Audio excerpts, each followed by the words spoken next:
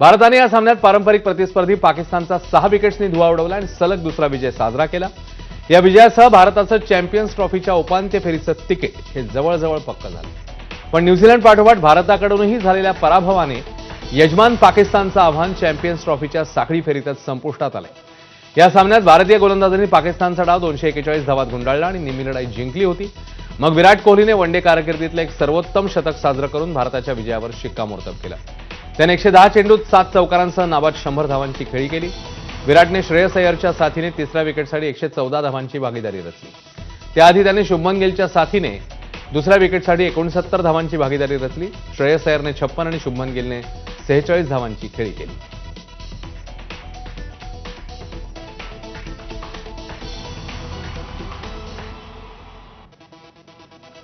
तर चॅम्पियन्स ट्रॉफीमध्ये एक champion performance भारतीय संघाने दिलेला आहे। आधी पाकिस्तानला त्यांनी 241 धावातच गुंडाळलेलं होतं आणि नंतर 242चं लक्ष्य त्यांनी अगदी आरामात पार केलं।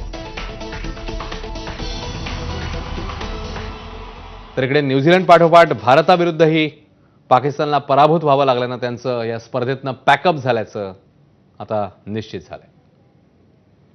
आणि आता अर्थातच रविवारचा दिवस, त्यात क्रिकेटमधला हा दमदार विजय, त्यामुळे ठिकठिकाणी आनंदोत्सव सुरू आहे। ही 3 दृश्य मुंबई, पुणे, नागपूर आपल्याला पुन्हा एकदा विश्वचषकामध्ये ज्या पद्धतीने आपण पाकिस्तानला हरवल्यावर जो जल्लोष किंवा अन्य सामन्यांमध्ये ज्यावेळी पाकिस्तानला खास करून अन्य स्पर्धांमध्ये आपण पराभूत करतो तेव्हा एक जल्लोष देशभरातल्या रस्त्यांवर बघायला मिळतो, तसाच आता ठिकठिकाणी पाहायला मिळतोय। कारण रविवारचा दिवस होता, क्रिकेट चाहत्यांना खुश करून टाकलंय भारतीय टीमने, आणखी एक खणखणीत परफॉर्मन्स दिलेला आहे आणि ठिकठिकाणी त्यामुळे रस्त्यावर येऊन क्रिकेट चाहते हा विजय साजरा करतायत।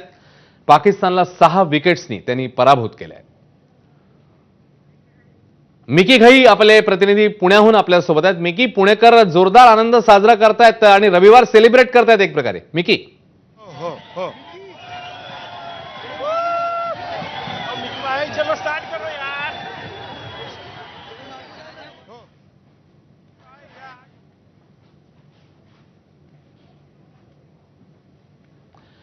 तर मिकीशी आपण संवाद साधणारच आहोत, मात्र ठिकठिकाणी असा आनंदोत्सव आता सध्या बघायला मिळतोय, कारण एक शानदार विजय।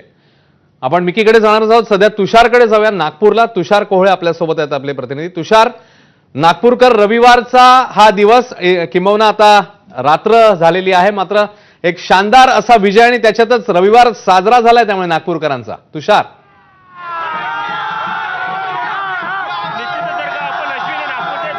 हो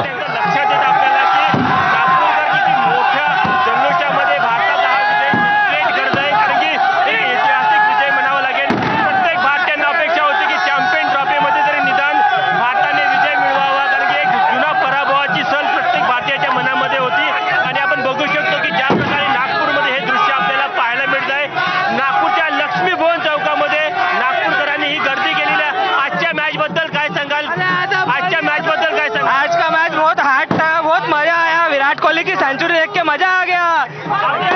इतना सुकून हम महाकुंभ करके आए, महाकुंभ से आशीर्वाद लिए शिव शंभू से। हमारा इंडिया जीतना चाहिए और जीतेगा और चैंपियंस ट्रॉफी में विजय होगा। इंडिया विराट कोहली ने शतक के लाज एक नंबर। विराट कोहली ने जो इतने दिन से सुखा रखा था आज पाकिस्तान के सामने दिखा दिया और हमेशा खेलता है पाकिस्तान के सामने।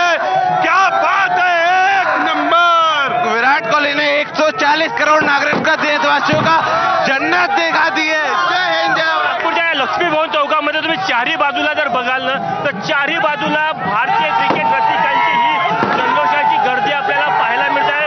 पोलिसांना देखील इथे आपली सुरक्षाची वाढवावी लागलेली आहे आणि ज्या प्रकारे ते पोलिसांच्या सुरक्षेनंतरही ते क्रिकेट रसिकांचे मोठ्या संख्येने जल्लोष करताना पाहायला मिळत आहे।